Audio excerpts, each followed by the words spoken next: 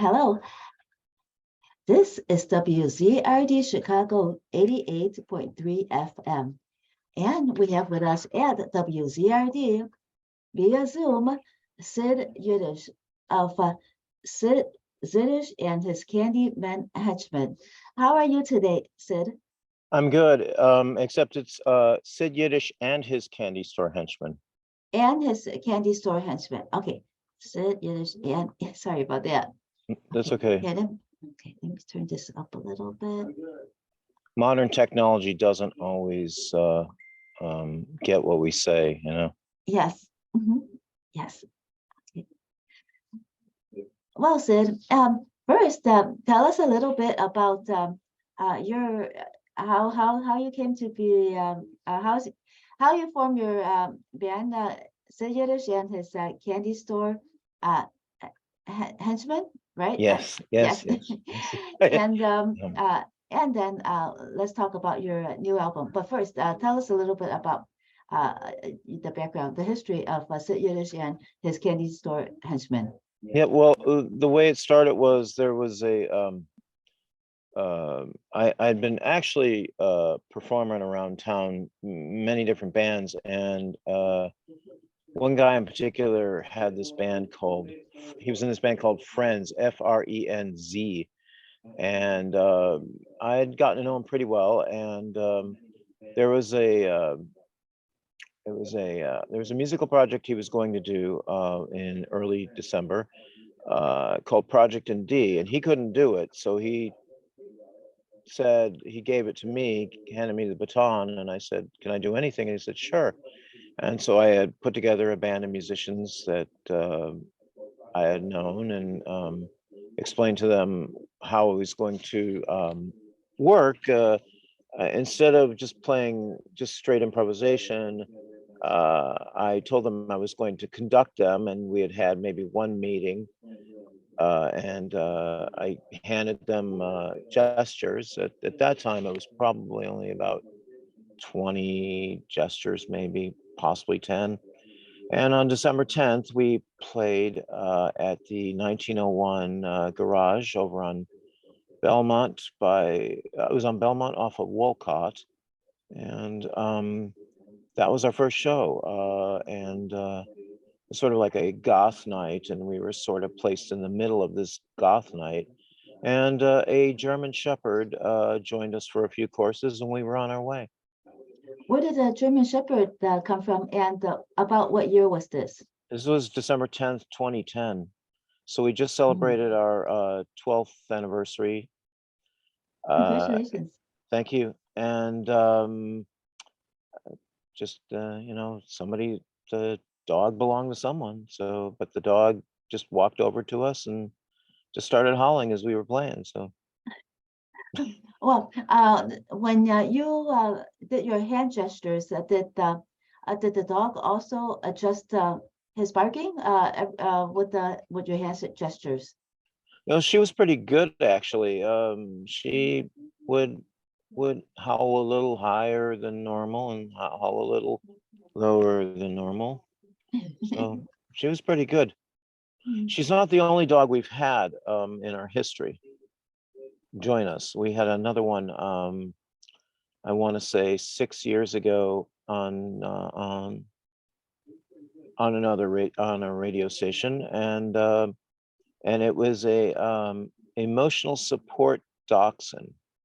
Oh, did the dachshund wander over as the band was performing? What happened? No, yes and no. The dog just sort of wandered over, and I just started conducting the dog. What is your aim when you conduct? How did you get your what technique, were the 20? Yeah, technique. What did your 20 hand gestures represent? Your plan? Yes, your technique. Where did I pick it up from? Well, I had already tried out for some like there was some, I'm trying to remember, weave paint or sound paint. I think it was sound painting. That I had tried out for that about 5 years earlier. I had to learn something like 100 gestures in like 6 weeks, and I only learned 60. And they said, well, you and John Zorn are in the same ballpark. He couldn't figure it out either. So, Mm. um, so, and then there was auxiliary here in Chicago, but then it never took off. And eventually I went in maybe the year before we started. I played with the Chicago Scratch Orchestra, and they similarly used gestures. And so I felt that this was the only way I was able to do it. Somebody actually had showed me, and I've already been doing a lot of spoken word and sort of directional kind of work. So they said, well, this should work for you. And I just started creating my own system, my own language, as it were. Did you say that you took a course in sound painting? Is that No, what no, you no, are? no. Sound painting is a style or a technique. Sound painting was created by Walter Thompson, if I'm not mistaken. Uh, and so what is so it was that course. So what was your course again? It wasn't on sound painting. Then what was it? It wasn't a course at all. It was not a course. There's nothing, no schooling, nothing about that. Mm, It was just it was an experience with a band that I'd wanted to join, and that was it. And I didn't make the cut, is what it was. mm. And okay, so and how does sound painting does sound painting tie in with this at all? Well, 'Cause- it does tie in with it because they use gestures. And then mm, so I was inspired to start my own group, mm, mostly based on the gesture system, because that was the way I could conduct. It was a form of conducting, which you may or may not know. It's a form of conducting. So mm, it's all a matter of interpretation, which is what the band does. They interpret the gestures. mm. So your various band members, each member will interpret your gestures a different way. Yes, whatever their brain tells them. If their brain tells them to, plink or play some squiggly line in their imagination, or or it slinks along like a worm, well, they're gonna play it like it's slinking like a worm. When you could you describe to us one or two of the gestures, and of course we're also on Zoom, so you could show show us the gestures on the video, but also describe it, please, for our listeners who are not watching on the Zoom. Right. Well, the best way to describe a couple of them is I'll show this one. So this one is downbeat. My hands, my left and my right hand are going together. They are Mhm, going together, up and down, which is downbeat, which is basic, keep the beat, keep the beat, keep the beat. mhm, Another one that I came up with is that one's a universal one. So I'm holding my right hand in front of my left hand, and that's like what I call like a boxer stance. So a boxer stance would be to rest on your instrument, stop playing for the moment. And Oh, then and that's all it is. Some of them, because my screen isn't wide enough, it's really hard to show some things because my arms are flailing out a bit. But there is another one where I do like a knife, and I knife in to with my fists, and I mm, like pantomime with my knife, and I kind of go down, up and down, and it just means play clumsily. Um, if I yell out dial, dial, dial, that just means play fast and loud. mm. When you came up, when you started producing your new album, Hard Boiled Eggs, why did you name the album Hard Boiled Eggs? Did you use Uh, hard boiled eggs for instruments at all? no, they did. Hard-boiled eggs kind of split at the moment you throw them down or you beat them with a mallet, a stick or something. No, hard-boiled means to me like situations, hard-boiled situations, hard-boiled eggs, hard-boiled detectives, people who are hard-boiled. It's not necessarily about chickens or eggs. It's really about situational. It's just situational. Mhm. And what about the situation that you want to portray? Well, example, like say on the back cover, which I can show you. Yes, Um, please. okay, see, like on the back cover here, you see myself, Mhm, and that is my Uncle Mickey. And he's looks like one of those hard-boiled detective type of guys. mhm, So he always dresses like he's been dressing like that forever.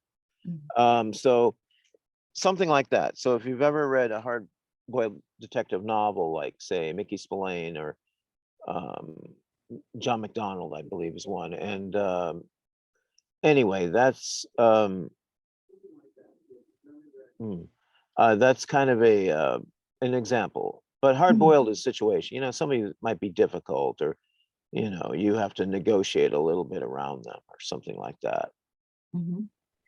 So in your tracks, how did you uh, want to portray that in your tracks?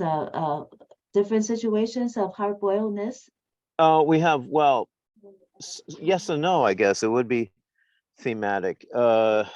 Like example, well, every track is a little different, obviously, but I guess you could say it ran along that theme. Of course, we had hard-boiled eggs, which we have the theme track, which sounds like nothing but a bunch of chickens, but you kind of have to look underneath the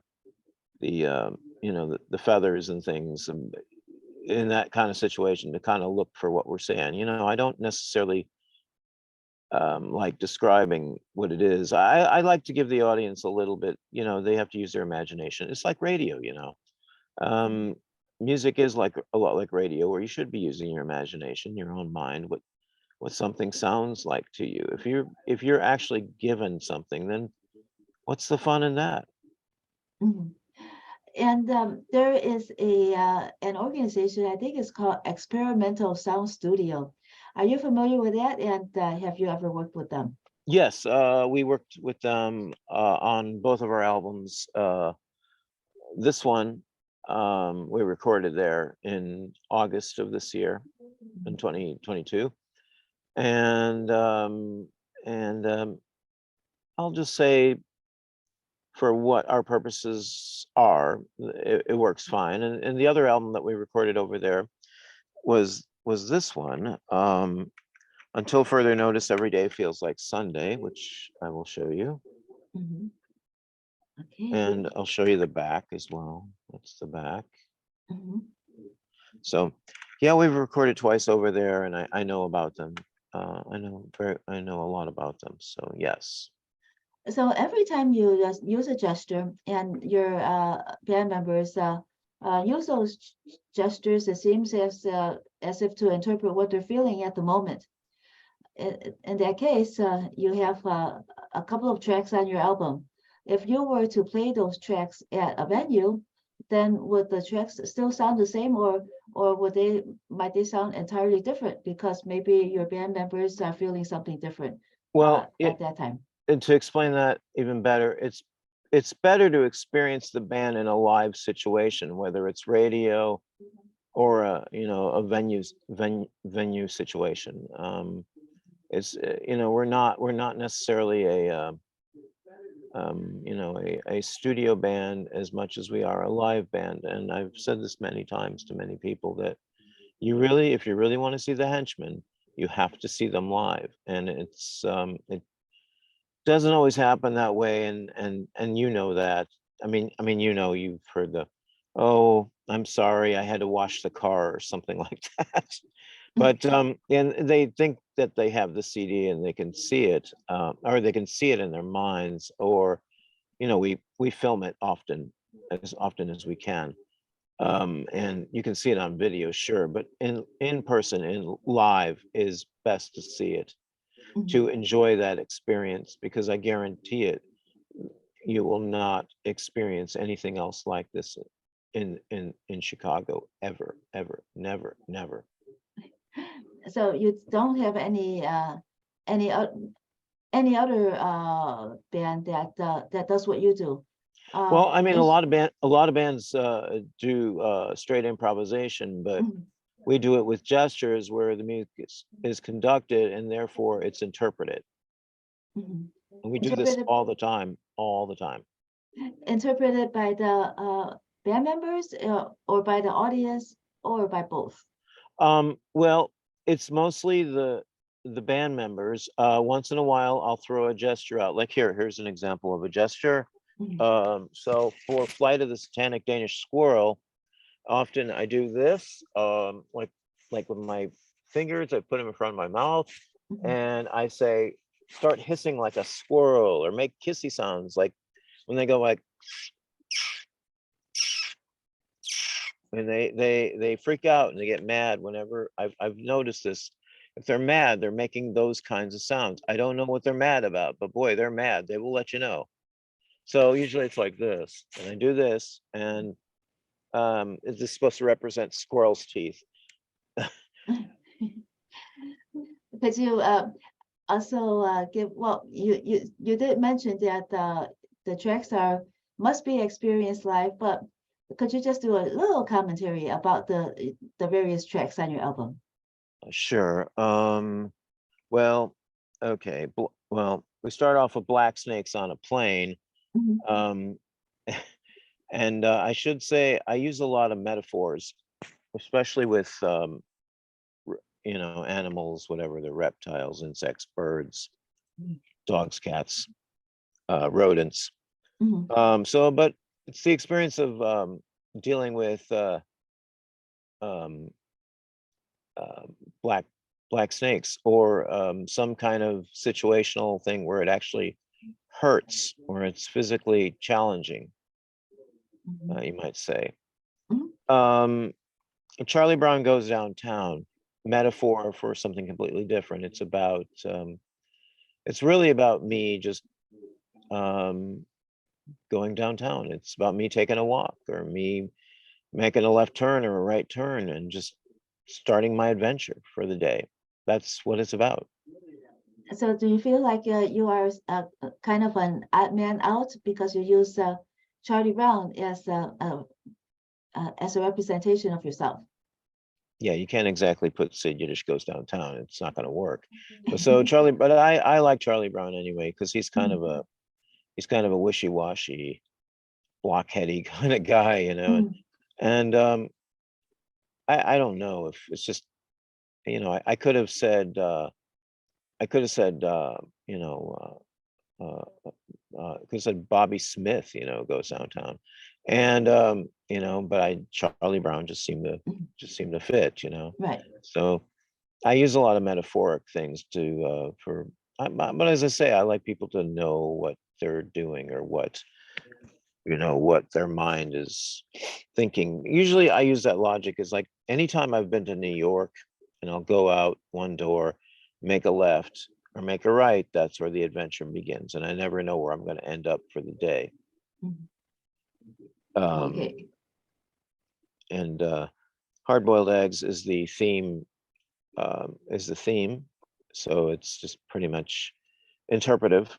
Mhm, Um, Mom, I'm tripping, call the rabbi.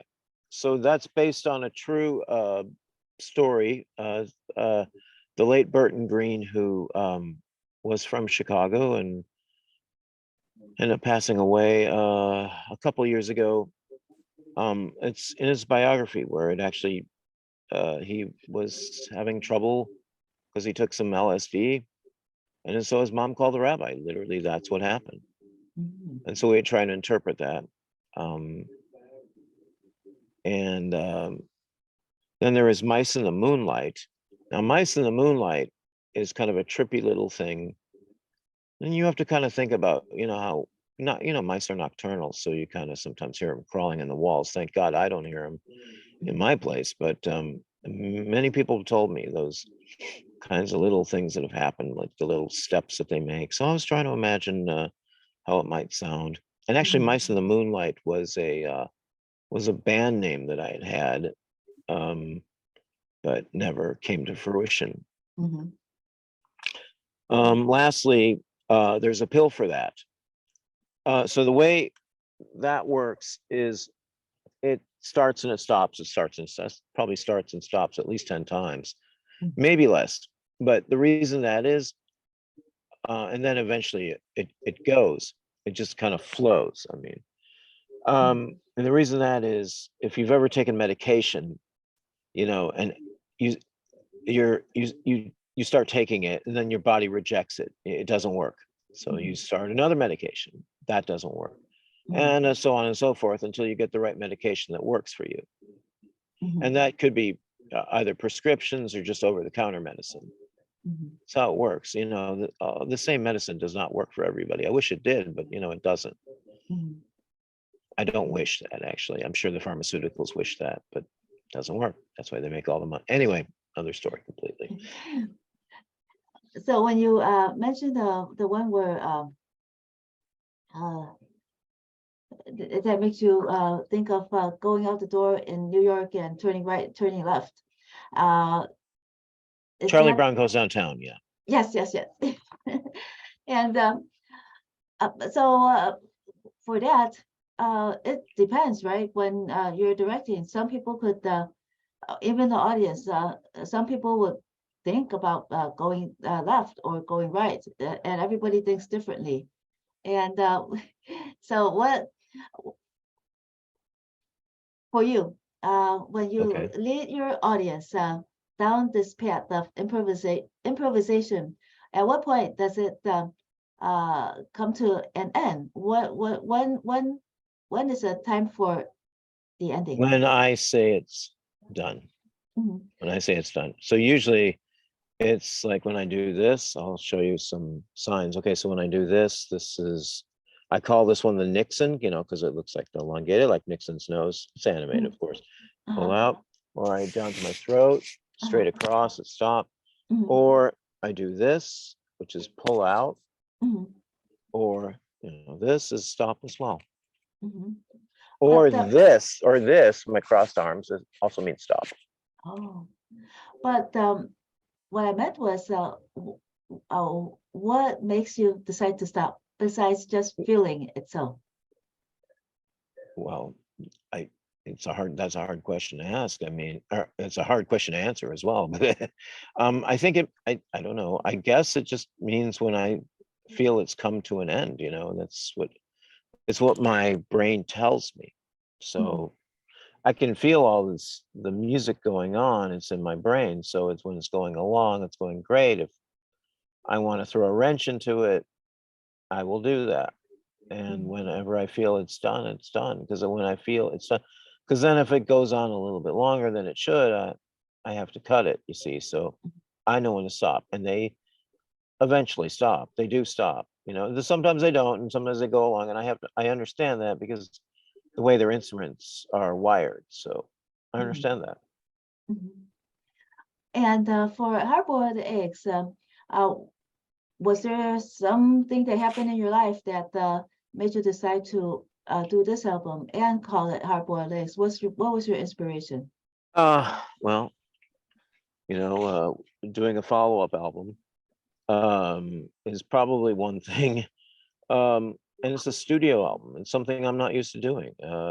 Mostly, most of my albums are live, because Mm, that's the way I'd probably rather record is live than mm, because we're better live.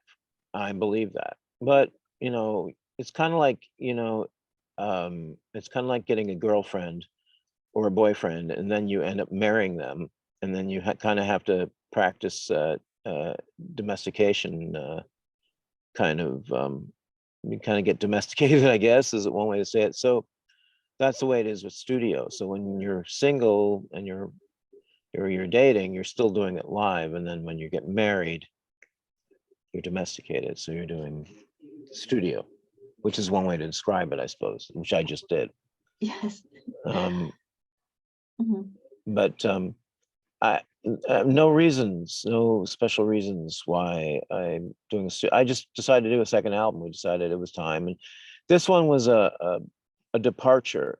from the last one, because the first studio we did was mostly a lot of Henchmen classics, you know, like which we've done before on WZRD. Mhm. We have done, let's see, where is it? Where's Walgreens, which is a very favorite um, composition. It's a Henchman standard. Mhm. Calling All Rodents is also another Henchman standard. 90-minute delay on the Eisenhower is a Henchman standard. And of course, Flight of the Satanic Danish Squirrel is a standard. This one, we've been playing a lot of these compositions over the past 3 years, you know, 2 to 3 years uh, in our repertoire, you see. And so I'm not saying that we don't play, I'm not saying that we don't play, oops, not saying we don't play the other stuff, but pretty much all from mostly in our repertoire right now from that, say, that first album era, which was actually recorded in 2018, but it just took me forever to get it to release it because there were so many other things I had to do with it. We use Where's Walgreens, Calling Out Rodents, you know, Flight of Sonic Danish Squirrel. Those are standards. There's harder as you do more complex compositions, they're very hard to reproduce. And I actually didn't know on this album, the one that we actually recorded, I didn't know how it was going to go. I had no clue how most things were going to turn out. And of course, it turned out pretty good. So lucked out. And when you record at the studio, how is the sound different from live? Is there a Well, live? There would be an audience participation, right? A little bit. yeah, but well, we did play it at the studio live, you know, it was just like as if we were doing a show. Pretty much everything was done in one take. Mhm. Um, with the exception of one thing, which I think confused the band. We did a sound check and we played Mom, I'm Tripping, Call the Rabbi. And then when I said we were going to record it, a lot of them kind of protested about it because, oh, we've already done it. I said, no, we haven't done it. We're now doing it. That was just a sound check. Sound check and actually playing is different because I was not, we're in a sound check, you're testing your instruments and your levels and things like that. And Mhm. when it comes to the real thing, you're doing it. And that's my understanding. So that's how that turned out. So your band members were in the mood that they were when they were doing the sound check, and they just felt like Oh, we've done it once and uh, we don't want to do it again. I said, nope, sorry, we're doing it again. do you still remember? Was it different than the both versions? Oh, No. yeah, yeah, Yeah. by far. One doesn't sound as strong as the other one does. The second one, the one that we actually recorded in the session it sounds much stronger. It sounds much better. I mean, there's obviously there's a lot of mistakes when you're recording and later you can fix them in the editing and just very small things, just really tiny things that most people would not know. They wouldn't notice. Mm. But I would, or maybe somebody else would, but the rest, Some like you would never notice it. You would never notice it unless you've got a keen ear to it, you are know. you talking about such things as the microphone pop? No, Mm. nothing like that. It's specific, using specific lyrics or specific spoken word piece or instrumentation. That's what I'm talking about. It's just specific things. It's stuff that I can hear that you could not hear. It's kind of like, to use it as a comparison, in some ways, you know how a dog whistle only a dog can hear, and they can only hear it so high, you know, as high as you can get. Well, it's kind of that way too for me. I've got this human dog whistle that only I can hear when we're playing, and it doesn't, you know, nobody else is going to know except for me. Mhm. On December 15th, you played at a Reggie's, record yes. yeah, record Uh, release for uh-huh. at Reggie's. Mhm. And how did it go? Well, that was phenomenal. The best part was we did a few new ones, stuff that I try to do new compositions every time we perform, whether it's, on radio or at a venue or somewhere. I'm always trying to do something new, or a rehearsal, which we don't have a lot of anymore. It was phenomenal. The nice thing was that we had a spillover from usually at Reggie's they have like three different kinds of concerts going on at a night, and so the great thing was we had a spillover from the metal people. There's a metal show going on, and they actually all about 50 people came over and at various moments and stayed to watch us, and it was really nice to see. And there were people I saw there, and a lot of people I didn't recognize, which was good, but they had heard of us, so that's always a good thing. When you played at Reggie's, what album did you play? Did you play something from Hard-Boiled Eggs or just your standards? No, we played a bit of variety. We played most, about maybe 5 or 6 compositions from Hard-Boiled Eggs, and then we played our standards. I think we did Squirrel, and we did 2 new ones. We did K is for Kook and Harry the Hippie Goes to Mississippi, which is a brand new one. It's kind of about it's about experiences of riding trains. That's what it's supposed to be about. Doesn't always come across as that. And we played some other ones as well, just the kind of stuff that people know we can do. As I say, it's an experience, because if you're watching myself conducting, it looks like I'm throwing out a ton of mixed signals, but that's always something to watch. And to watch the quirkiness of the band, it's also something good to watch too. So you just kind of have to know, if you know us in advance, that's where it's coming from. Mm-hmm. And how much do you tell a story in the whole improvisation process for one song? Would you say that there is a beginning, middle, and end? What is it like in your head? In my head, it's like your basic. You start out, like and then we go off, and then I in my mind I'm dividing it. Like, here we go. Okay, we're in the beginning. Okay, now we're about middle, and then as we know, it finishes. It starts. It stops. It just stops, and I know when that is, when I cut them off. Mm-hmm. How much are you telling a story in each track? Well, well, again, the story is imaginative, and the story takes place in your brain. So you are the one that has to have the imagination. I mean, we have generations of people who were brought up on television, so they need to see that visual in front of them. But some of us do have an imagination, and if you just listen to radio all day, then you imagine what the person looks like, or you imagine what's going on, and it's like dreaming. It's really like dreaming when you sort of have that visual inside your brain. Obviously, technology is a little different, and everybody has to have something going on. But for most people, there is a story. Well, yeah, of course there is a story, but it's not always what the listener is thinking, and everybody has their different interpretations of it. Mm-hmm. We've got ours, and you have yours. Mm-hmm. Right. That's how it works. Will you be performing at any other venues for your new album, Hard-Boiled Eggs? Working on them. 2023 is a work in progress, as I always say.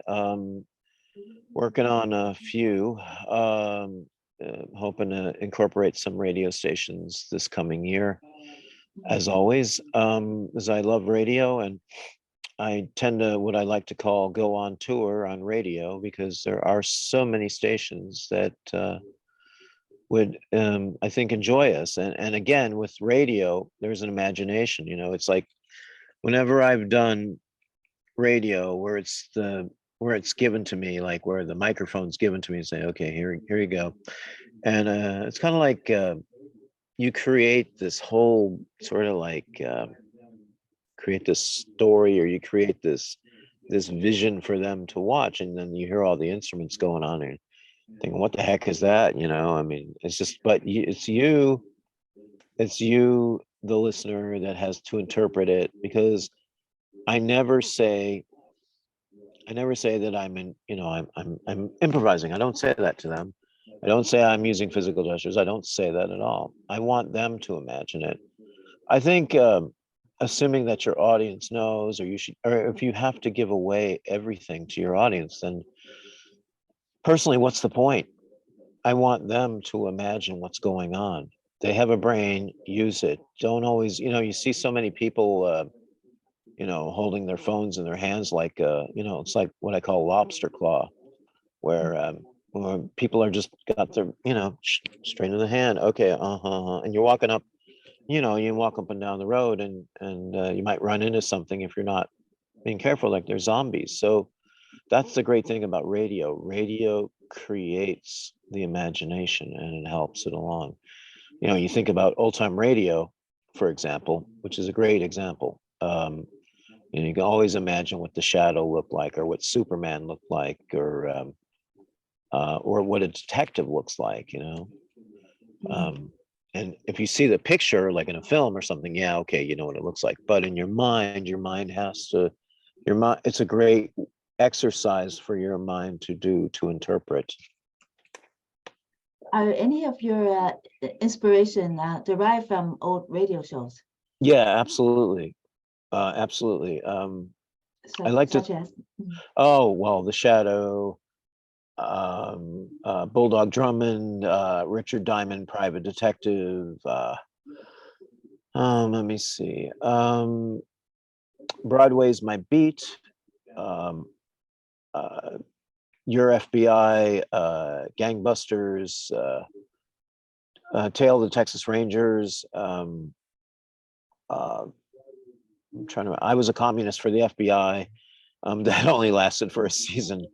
Um, um, I like a lot of detective shows, though I haven't mentioned those, but I like the cop ones as well, because they're very imaginative to me. Mm.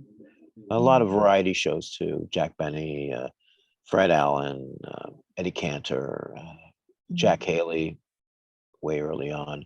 A lot of Lux Radio Theater, a lot of theatrical stuff.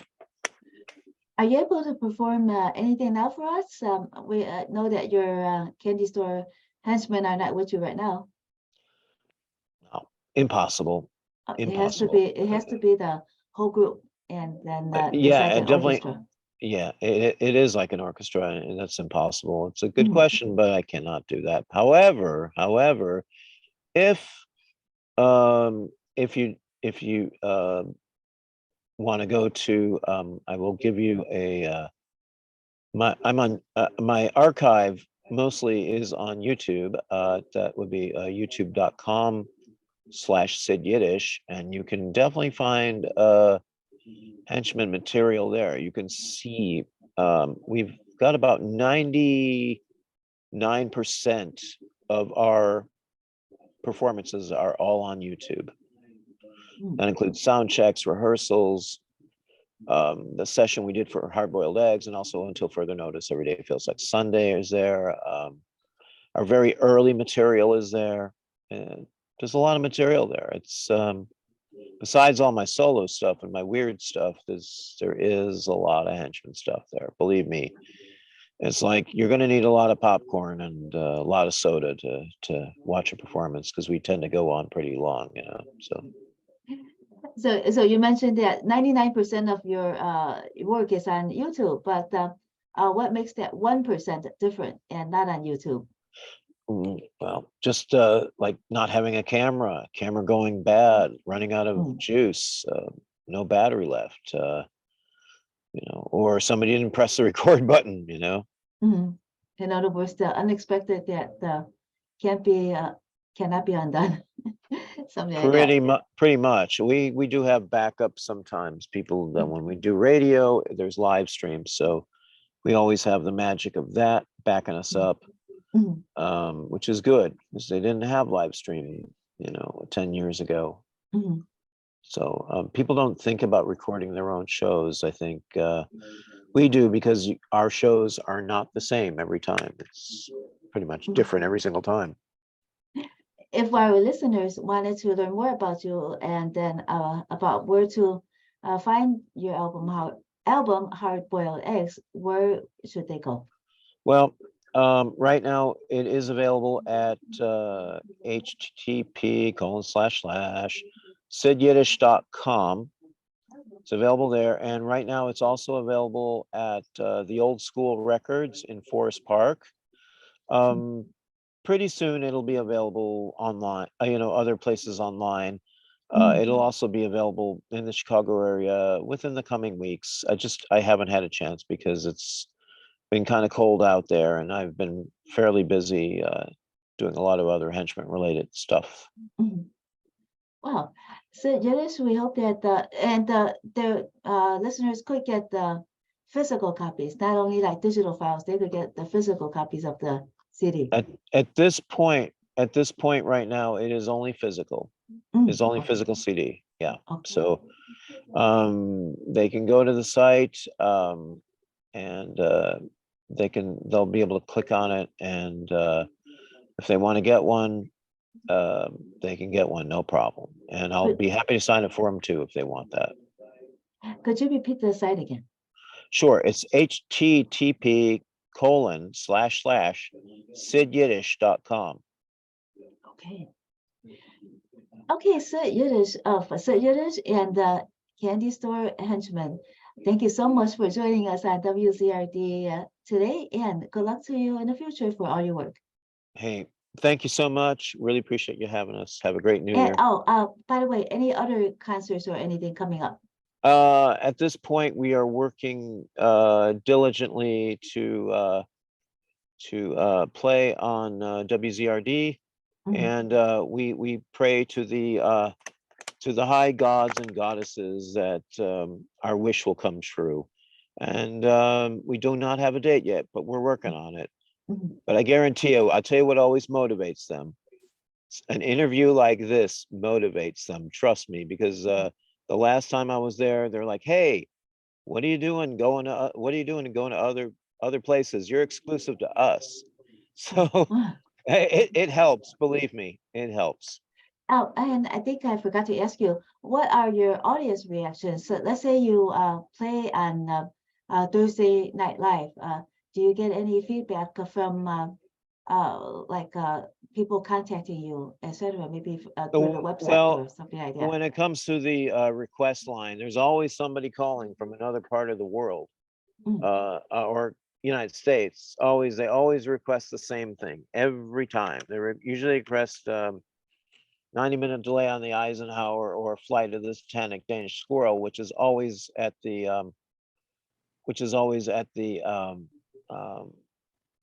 either on our set list or not. I tend not to do 90-minute delay on the Eisenhower because it's just I stopped doing it. It's just one of those older compositions that I don't do anymore. Um, but and then we get requests.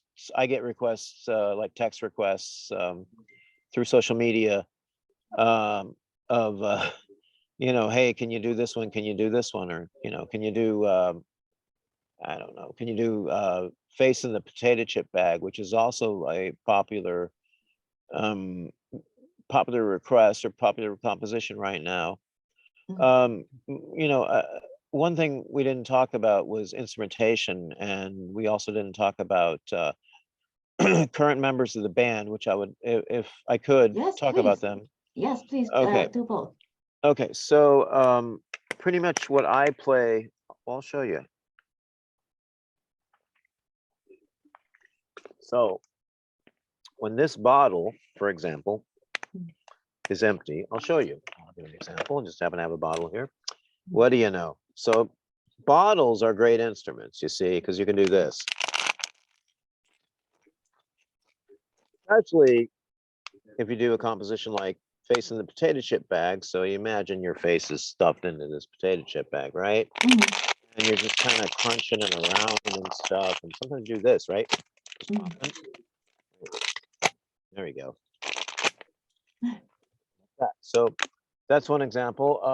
Sometimes I play tambourine.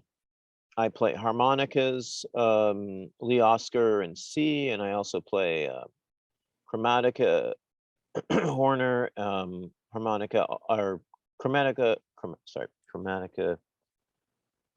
in C. I also play the shofar, which is a ram's horn, Mhm. and I also play. I've got this tiny desk deer sculpture that I play with chopsticks, Mhm. and I play a piece of tin. It's like a washboard tin with an egg beater, so kind of like when you smooth it Mhm. across the way. Mhm. And the band in general plays traditional instruments. So, like example, our two guitarists, Helen Kellogg he plays uh, guitar, electric guitar, and then you Mhm. have Knot. He also plays electric guitar and clarinet, Mhm. and he does a little spoken word Mhm. uh, on occasion. And then there's Knit, and he usually does percussion and sound or electronics. Mhm. Bass sometimes, it's a rarity, but he has. And then we have Maestro Phil, and he does all the so he does like plays like 17 different instruments, like Mhm. saxophone and specific kinds of instruments, like a 1939 harmonica in E or something like that. Mhm. It's just Mhm. what he does. Mhm. And he has to have, I mean, specifically on on the album Hard Boiled Eggs, there are 17 instruments that we listed that he plays because he insisted on all 17 instruments. Mhm. And then we have Dr. Nothing, and he's usually playing glockenspiel. And let me think here. Let me think, who else do we have? Talk it out 3. Okay, let's see.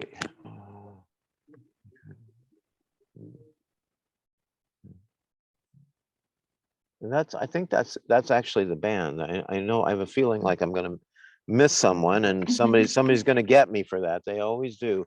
Um, on on on the uh, on the album itself, in additions, uh, for on the album itself, we had the Slurve, and he played drums, and then we also had Chad Chambers, and he played um, like small instruments, shakers. He played a snare drum, also played glockenspiel, and also he played piano, Mhm. like Dr. Nothing did, and so did uh, Not also played piano and guitar. But for the Reggie show, it was Chad Chambers that played the drums, Mhm. and that's what it was. And oh, and there was one other guy who joined us, and I don't know where he's going to go. His name is Floyd Jackson, and he plays electric guitar. Mhm. So that's just one of those chance moments that just happens. Did Uh, is he replacing another electric no, guitarist? no, no, I will Oh. never, no, that'll never happen. That'll Mhm. never happen. I love both my guitarists, as I love all the members of the band, and try to take good care of them Mhm. as much as I can. Mhm. Um, Possible. So no replacement. And These yeah, and how many band members now currently? currently, let's see. Mm, dun, dun, 5. There are 5. Mhm. And not including Uh, yourself. well, not including myself, would be 6. Chad Uh-huh. Chambers and the Slurve live in other parts of the Midwest, and Mhm. and they came in just to record the album, but it's always kind of rough and tumble to get them Mhm. if I try. So Mhm. Okay. Well, Sid Yiddish, thank you again for joining WZRD Chicago 88.3 um FM uh, today. Oh, One other From- thing, Yes, yes, yes. you didn't ask about the artwork. So the Oh, artwork yes. is done by Bruce Shackelford of Philadelphia, Okay. Pennsylvania. Mhm, And she did the artwork for the first one as well. So she's a really great artist, and she's a force to be reckoned with. Yep, you can't leave her out. And she Yeah. lives in Chicago as well? No, Philadelphia. Oh, okay. And So she that's knows what my you work. meant. Right. She knows my work, and we work well together. So Who found whom? Did you look for a design artist, or did she happen to find you? a long time ago, she found me and we became friends over Mhm, Facebook. And I asked her, I approached her on the first album. She said yes. And she did this one too. And she'll likely do the next one too. mhm. And the next one is coming out about when? I, No listen, idea. I'm not a magician just yet, but I sure seem like it. Maybe in a year or two. I mean, we Mhm, still have a lot to really, this album is more important to me right now than anything. mhm. It's my Thank you. baby. Yes. Sure. And it's really beautiful artwork too. Yes. Yes. So Yiddish, thank you so much for joining us at WZRD Chicago 88.3 FM today. Have a great day and happy holidays. Be safe, please. Thank you. Happy holidays to you, and thank you so much. Thank you. Sure.